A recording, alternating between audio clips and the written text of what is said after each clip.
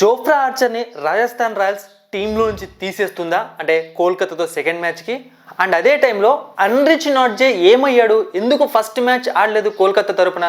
So fast bowling issues గురించి discuss చేద్దాము. అలాగే సో ఈ మ్యాచ్లో ఈ రెండు టీమ్స్ కూడా ఒక 2 చేంజెస్ చేసుకుని వచ్చే ఛాన్స్ ఉందన్నమాట. గెలుపు కోసం మార్పులు చేస్తారేమో అనిపిస్తోంది. సో డీటెయిల్గా ప్రతి ఒక్క విషయం తెలుసుకుందాము. సో ఈ మ్యాచ్ March 26 జరుగుతుంది మన ఇండియన్ టైమింగ్స్ ప్రకారం 7:30కి. Match number 6 in 2025 IPL, Rajasthan Royals versus Kolkata Knight Riders. So ఇది అనాలిసిస్ మాత్రమే అనమాట. నా ఒపీనియన్ని, నేను మెయిన్ ఒపీనియన్ని టెలిగ్రామ్ ఛానల్లో షేర్ చేస్తాను. మ్యాచ్ గురించి ఏమైనా అప్డేట్స్ ఉన్నా, ప్లేయింగ్లో చేంజెస్ ఉన్నా, సో ఈ వీడియో చేస్తున్న టైంకి ఏం అప్డేట్స్ ఉన్నా అవి మాత్రమే ఈ వీడియోలో మనం ప్రొవైడ్ చేస్తాము. ఇక మిగతా చిన్న చిన్న అప్డేట్స్, ప్రెడిక్షన్స్ అన్నీ కూడా తెలుగు బస్ టెలిగ్రామ్ ఛానల్లో టాస్ పడ్డాక ప్రొవైడ్ చేస్తాము. డిస్క్రిప్షన్ బాక్స్లో లింక్ ఉంది, వెళ్ళి జాయిన్ అవ్వండి. ఈ మ్యాచ్ ఎక్కడ జరుగుతుంది అంటే రాజస్థాన్ రాయల్స్కు one of the home ground. కొన్ని మ్యాచ్లు వాళ్ళు గౌహతిలో ఆడబోతున్నారు. సో అక్కడే బరస్పరా స్టేడియంలో జరగబోతోంది. So Barsapara stadium pitch report ఏంటి, పిచ్ క్యారెక్టరిస్టిక్స్ ఏంటి చూసాము అంటే, సో క్లియర్ కట్గా ఇది హై స్కోరింగ్ మ్యాచ్ అయ్యే అవకాశం ఉందన్నమాట. సో ఎందుకు అంటే ఇక్కడ ఆడిన తక్కువ మ్యాచ్లే, టోటల్గా అన్ని T20లు ఐపీఎల్ కలుపుకుని 6 మ్యాచెస్ జరిగితే ప్రతి మ్యాచ్లో కూడా స్కోర్ అనేది 180 to 200ని క్రాస్ చేసేది తప్పితే తక్కువ ఎప్పుడు రాలేదు. సెకండ్ ఇన్నింగ్స్లో వచ్చిండొచ్చు కానీ ఫస్ట్ ఇన్నింగ్స్లో రాలేదన్నమాట. చాలా మంచి స్కోర్స్ వస్తాయి ఇక్కడ. అండ్ మెయిన్ కారణం ఏంటి ఇది అంటే షార్ట్ బౌండరీస్ ఉంటాయి అనమాట. సైడ్స్, ఈ రెండు సైడ్లు కూడా షార్ట్ బౌండరీస్ ఉంటాయి. సో ఎప్పుడైతే షార్ట్ బౌండరీస్ ఉంటాయి అప్పుడు బ్యాట్స్మెన్స్ పిచ్తో సంబంధం లేకుండా బలాన్ని యూజ్ చేస్తారు. సో ఆ బలం వల్ల రన్స్ ఎక్కువ వస్తూ ఉంటాయి. ఇక బౌలింగ్కి ఎలా అనుకూలిస్తుంది ఈ పిచ్ అంటే, సో బేసిక్గా చెప్పే కదా షార్ట్ బౌండరీస్ కాబట్టి ఇక్కడ బౌలర్స్ అన్నవాళ్ళు, ముఖ్యంగా పేస్ బౌలర్స్ అన్నవాళ్ళు వేరియేషన్స్ చూసుకొని వేయరనమాట. సో వాళ్ళు స్లో వేరియేషన్స్ ఇలాంటివి ఎక్కువ ఉన్న వాళ్ళకు బాగా యూజ్ అవుతుంది ఈ గ్రౌండ్ అనేది. స్పిన్ బౌలింగ్ విషయానికి వచ్చాము అంటే వాళ్ళు కొంచెం స్ట్రగుల్ అవుతారు అనమాట. ఎందుకంటే షార్ట్ బౌండరీస్లో స్పిన్ బౌలర్స్ని ఉతికారేస్తూ ఉంటారు. వాళ్ళు ఎలాంటి వేరియేషన్స్ అయినా సరే ఎక్సెప్షనల్ టాలెంట్ ఉంటే తప్ప వాళ్ళు బ్రతకడం కష్టం ఇలాంటి పిచ్చెస్ పైన. ఇది పరిస్థితి. డ్యూ ఫ్యాక్టర్ ఉంటుందంటే ఎస్ తప్పకుండా ఉంటుంది. బట్ మీకు తెలుసు ఇప్పుడు కొత్త రూల్ వచ్చేసింది కదా, 11 hours తర్వాత సెకండ్ ఇన్నింగ్స్లో టీం సెకండ్ కొత్త బాల్ని తీసుకోవచ్చు కాబట్టి పెద్ద ఇంపాక్ట్ ఏమి ఉండదు. బట్ టాస్ గెలిచిన టీం మనం ఇప్పటివరకు వచ్చిన మ్యాచెస్ ప్రకారం చూసుకున్నాము అంటే చేజింగ్ తీసుకోవడం బెటర్ ఆప్షన్ అని నాకు అనిపిస్తుంది అనమాట ఈ గ్రౌండ్లో. ఇది పరిస్థితి ఈ గ్రౌండ్కి సంబంధించింది. సో ఓవరాల్గా T20 స్టాట్స్, ఐపీఎల్ స్టాట్స్ అన్నీ కలుపుకొని ఇక్కడ 6 మ్యాచెస్ జరిగితే ఫస్ట్ టైం బ్యాటింగ్ చేసిన team 3 times, second time batting చేసిన టీం 3 times గెలిచాయి. సో ఇక్కడ యావరేజ్ ఫస్ట్ ఇన్నింగ్స్ స్కోర్ అనేది 185 ఉంది, యావరేజ్ సెకండ్ ఇన్నింగ్స్ స్కోర్ అనేది 150 దాకా వస్తుంది.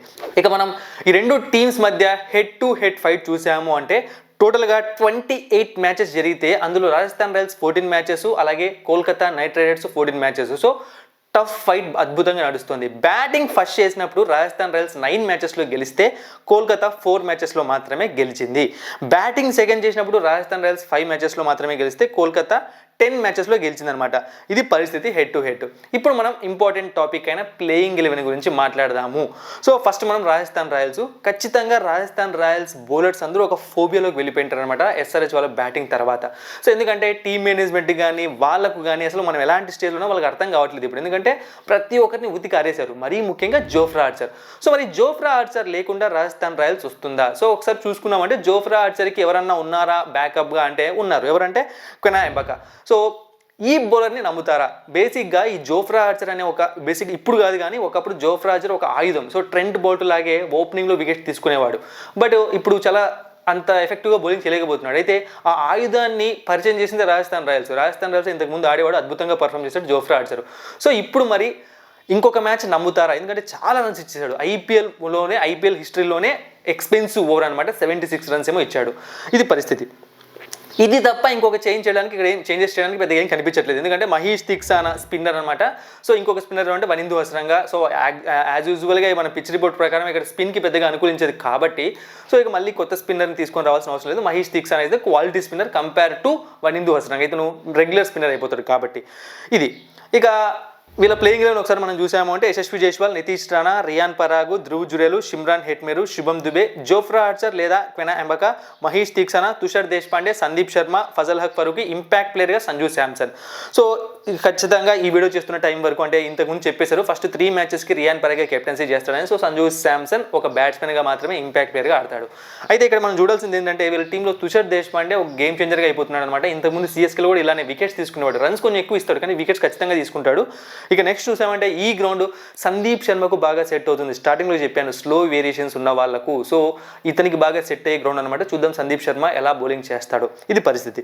ఇక కేకేఆర్ ప్లేయింగ్ లెవెన్లో మార్పులు ఉంటాయంటే బేసిక్గా అన్రిచ్ నాట్జెని తీసుకొని రావాలి. ఎందుకు ఫస్ట్ మ్యాచ్కి అవైలబుల్లో లేడు అంటే, సో వాళ్ళు స్ట్రాటజీ ప్రకారం వెళ్ళారు. సో ఆ రోజు పిచ్ అన్నది బ్యాటింగ్ పిచ్ అనమాట. సో ఒకవేళ బ్యాటింగ్ పిచ్లో ఎక్కువ పేస్ ఉన్న వాళ్ళు బౌలింగ్ చేస్తే ఏమవుతుందంటే దాన్ని యూజ్ చేసుకొని రన్స్ చేస్తారనమాట. ఇప్పుడు డైనమిక్స్ మారిపోయాయి, T20 డైనమిక్స్. అందుకే మనోని తీసుకొని రాలేదు. ఈ మ్యాచ్కి ఏమైనా అందుబాటులో పెట్టే ఛాన్సెస్ అయితే ఉన్నాయి. ఎందుకంటే కొంతమంది బ్యాట్స్మెన్స్కి మంచి కొంతమంది బ్యాట్స్మెన్స్ పైన మంచి రికార్డు ఉంది అన్రిచ్ నాట్జేకి. సో ఒకసారి వీళ్ళ ప్లేయింగ్ లో చూసామంటే Quinton de Kock, Sunil Narine, Ajinkya Rahane, Venkatesh Iyer, Rinku Singh, Andre Russell, Ramandeep Singh, Spencer Johnson లేదా Anrich Nortje, Harshit Rana, Varun Chakravarthy, Vaibhav Arora. So ఇక వైభవ్ అరోరా కూడా చాలా ఎక్స్పెన్సివ్ అయ్యాడు, బట్ కంటిన్యూ చేస్తారు. ఒక మ్యాచ్ జరిగింది, ఎందుకంటే యాక్చువల్గా ఉన్నారు టీంలో బౌలర్స్ కొంతమంది. సో చేతన్ సక్రియా కూడా ఉన్నాడు, బట్ వైభవ్ అరోరాతోనే కంటిన్యూ చేస్తారని నాకు అనిపిస్తుంది. ఒక్క మ్యాచ్కే ఎక్కువ చేంజెస్ చేసుకొని రారు ఎవరు కూడా. చూద్దాం ఏం జరుగుతుందో చెప్పలేం. ఇక ఇంపాక్ట్ ప్లేయర్గా అంగ్రీష్ రఘువంశీ ఉంటాడు. సో కీ ప్లేయర్ బ్యాటిల్స్ చూసాము అంటే ఫస్ట్ మనం మాట్లాడాల్సింది జైష్వాల్ శాంసన్. సో ఇద్దరు కూడా రాజస్థాన్ రాయల్స్కి openers, important players. Versus Anrich Nortje చూసాము అంటే ఒకరు 20 to 30 బాల్స్ ఏమో ఆడారు, ఇంకొకరేమో 15 to 25 బాల్స్ ఏమో ఆడారు. బట్ చూసాము అంటే వాళ్ళ స్ట్రైక్ రేట్ బిలో 100 ఉంది. ఎప్పుడైనా సరే వికెట్స్ ఉన్నా లేకపోయినా స్ట్రైక్ రేట్ తక్కువ ఉంది అంటే ఖచ్చితంగా ఆ బౌలర్ బౌలింగ్ చేసినప్పుడు ఆ బ్యాట్స్మెన్ స్ట్రగుల్ అవుతున్నాడు అని చెప్పి.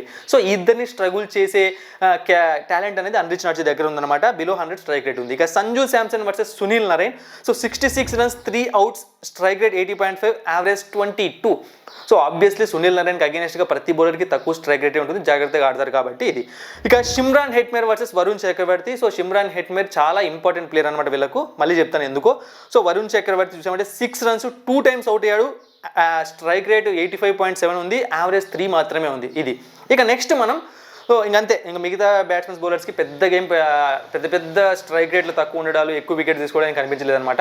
ఇక నెక్స్ట్ మనం KKR batsmen versus Rajasthan Royals bowlers చూసాము అంటే, సో ఇక్కడ కూడా పెద్ద మ్యాచ్అప్స్, కీ బ్యాటిల్స్ ఏమీ లేవు. ఎందుకంటే అందరూ వికెట్స్ తీసుకున్నారు, ఒకరిద్దరు సందీప్ శర్మ కానీ ఇంకొకరు వికెట్స్ తీసుకున్నారు. కానీ పెద్ద ఇక్కడ ప్రాబ్లం ఎక్కడ వస్తుందంటే స్ట్రైక్ రేట్ బాగా మెయింటైన్ చేశారు. ఫర్ సపోజ్ ఆండ్రీ రసెల్కి అగేనెస్ట్గా ఇప్పుడు రాజస్థాన్ రాయల్స్ టీంలో ఉన్న బౌలర్స్ అందరూ వికెట్స్ తీశారు, కానీ ఒక్కొక్కరి పైన 200, 170, 180 స్ట్రైక్ రేట్స్ ఉన్నాయి. సో స్ట్రైక్ రేట్స్ ఎక్కువ ఉన్నప్పుడు మనం పెద్దగా కంగారు పడాల్సిన పని లేదు. వాళ్ళు ఖచ్చితంగా ఫాస్ట్గా ఆడే క్రమంలో అవుట్ అయి ఉంటారు. స్ట్రైక్ రేట్ తక్కువ ఉంటేనే మనం వాళ్ళని ఎక్కువ కన్సిడర్ చేయాలి.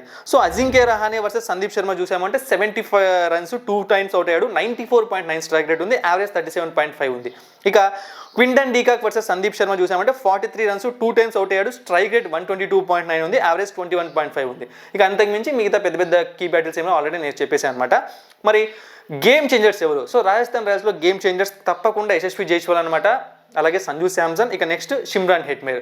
సో ఇద్దరు ఎందుకు అంటే ఇద్దరి దగ్గర నుంచి మంచి స్కోర్స్ రావాలి ఓపెనర్స్గా, ఎందుకంటే ఇద్దరు చాలా అగ్రెసివ్ బ్యాట్స్మెన్స్ అండ్ అలాగే స్పిన్ను బాగా ఆడే బ్యాట్స్మెన్స్ అనమాట.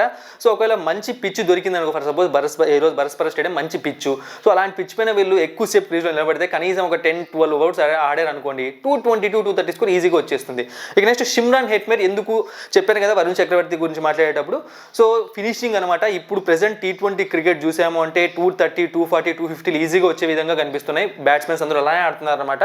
సో అలాంటివి చూసుకున్నప్పుడు స్టార్టింగ్లో ఒకవేళ ఉన్న బ్యాట్స్మెన్స్ మిడిల్ ఆర్డర్ వాళ్ళు, లోయర్ ఆర్డర్ వాళ్ళు బాగా హిట్టింగ్ చేసేసి అవుట్ అయ్యారు అనుకోండి, లాస్ట్లో ప్రెజర్ అనేది ఎక్కువగా ఫినిషర్స్ పైన పడుతుంది. షిమ్రాన్ హెట్మేర్ ఫినిషర్, కేవలం ఫినిషింగ్ రోల్ కోసం మాత్రమే తన టీంలో ఉన్నాడు. సో తను గేమ్ చేంజర్ అవుతాడు ఈ మ్యాచ్లో కూడా. ఇక నెక్స్ట్ కేకేఆర్ గేమ్ చేంజర్స్ చూసామంటే సునీల్ నరేన్, ఆబ్వియస్లీ ఎన్ని మ్యాచ్లు ఉంటే అన్ని మ్యాచ్లు సునీల్ నరేన్ గేమ్ చేంజర్గా ఉంటున్నాడు అనమాట. ఇక నెక్స్ట్ రింకు సింగ్, వెంకటేష్ అయ్యర్, ఈ ఇద్దరు కూడా ఈ టీంకి గేమ్ చేంజర్స్ అనమాట. సో మిడిల్ ఆర్డర్లో వస్తారు, మంచి రన్స్ చేయాల్సిన అవసరం ఉంది. ఇక నెక్స్ట్ నేను కొన్ని బోల్డ్ ప్రిడిక్షన్స్ చెప్తాను. నా ప్రిడిక్షన్స్ అంటే ఇవి జరిగే అవకాశం ఉందని చెప్పి ఒకసారి చూసాము అంటే శాంసన్ లేదా రహానే, ఈ ఇద్దరిలో ఎవరో ఒకరు ఫెయిల్ అయ్యే అవకాశం ఉంటుంది ఈరోజు మ్యాచ్లో, ఖచ్చితంగా ఎవరో ఒకరు నేను అనుకుంటున్నాను. ఇక నెక్స్ట్ చూసాము అంటే క్వింటన్ డీకాక్ దగ్గర నుంచి ఒక మంచి నాక్ వస్తుందేమో నాకు అనిపిస్తుంది అనమాట. మంచి నాక్ అంటే సో 35, 45, 55, 65 అలా, ఎందుకంటే T20 30 అబోనే ఒక యావరేజ్ స్కోరు.